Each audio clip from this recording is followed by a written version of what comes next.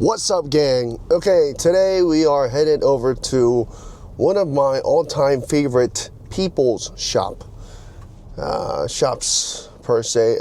It is a cafe named Coffee Grounds by Harucobeans, and it is owned by my wonderful friends Chihei and Sue. They have been in the industry for years, nearly as long as I've been alive. Just kidding. Anyway, they've been incredibly inspirational and have helped me somewhat kind of they have really helped me navigate the world of specialty coffee scene here in Korea, because it's not easy. There's a lot of politics involved. There's a lot of just nonsense involved, as it exists anywhere else in the world. But for someone like me who's new to the coffee industry as a coffee professional, and I'm trying to navigate it in a completely foreign country, it can be a little hectic. And they've been just incredible mentors to me in many ways, although I don't get to see them as much as I wish I could.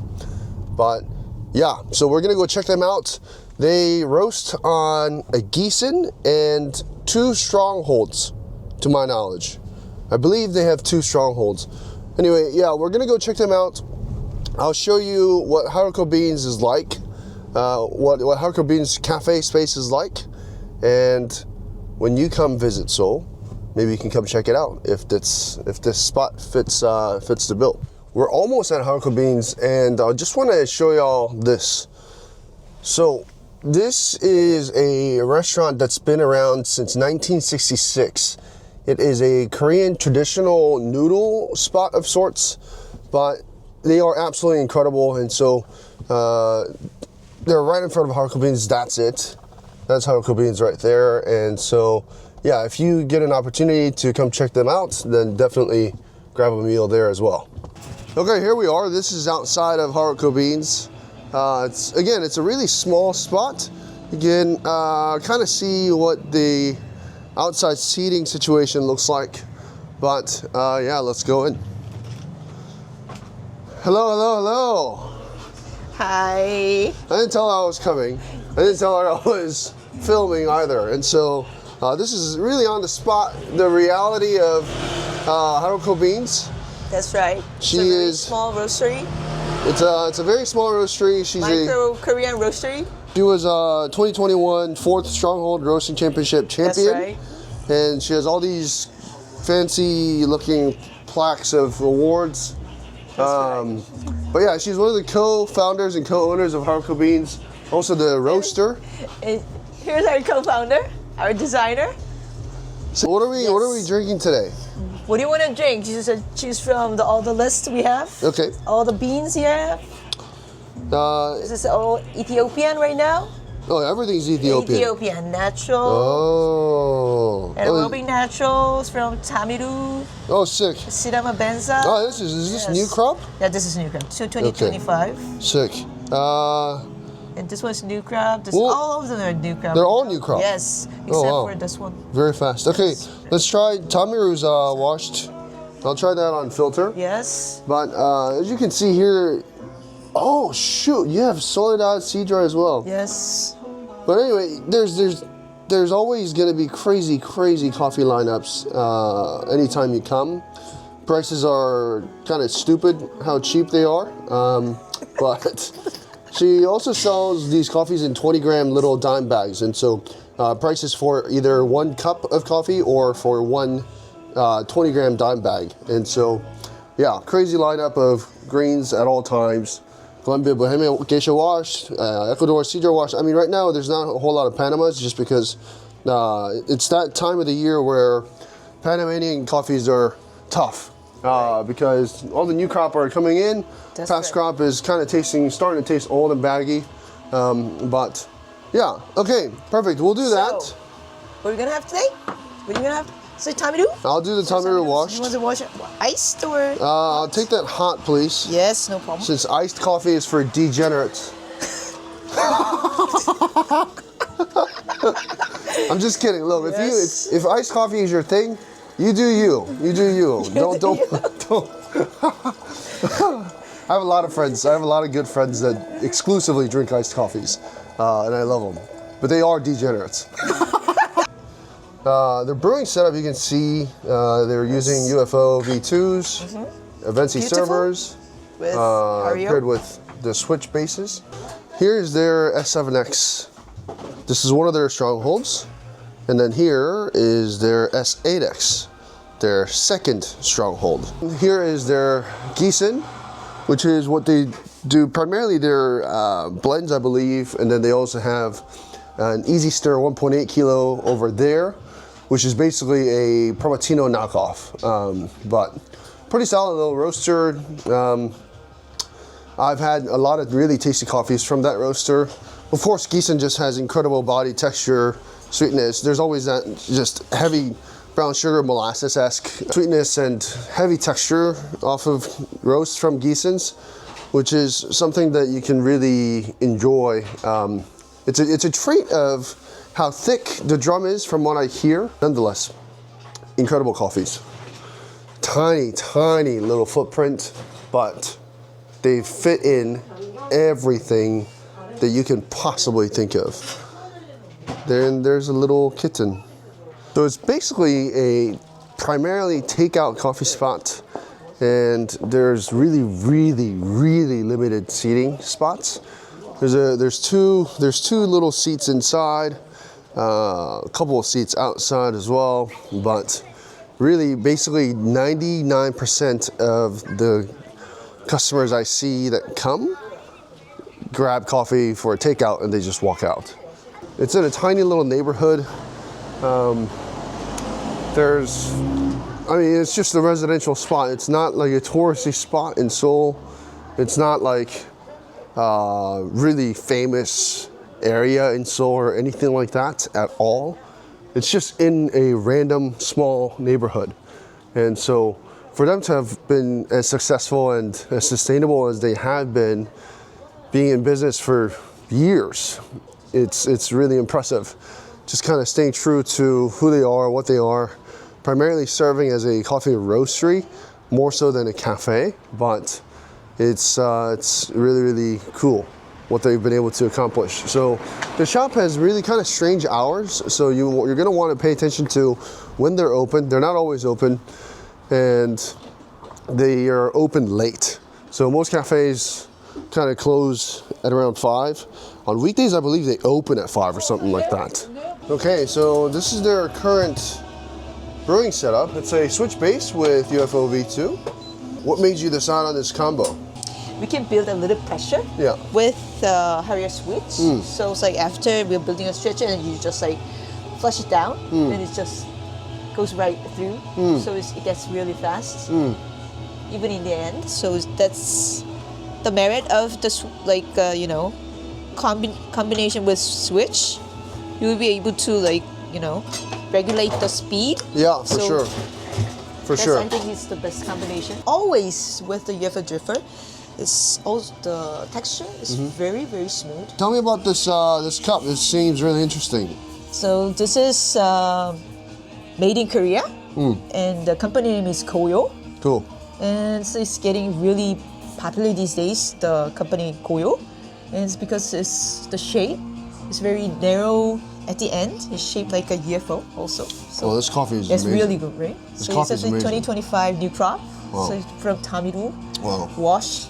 Shout out Tamiru. Yes, it's so good. It's like clean, like flavor is like right there. Yeah. You can just like taste it. Yeah, really nice stone fruits. There's also a little bit of like brown sugar, kind of caramel type of sweetness going on as well.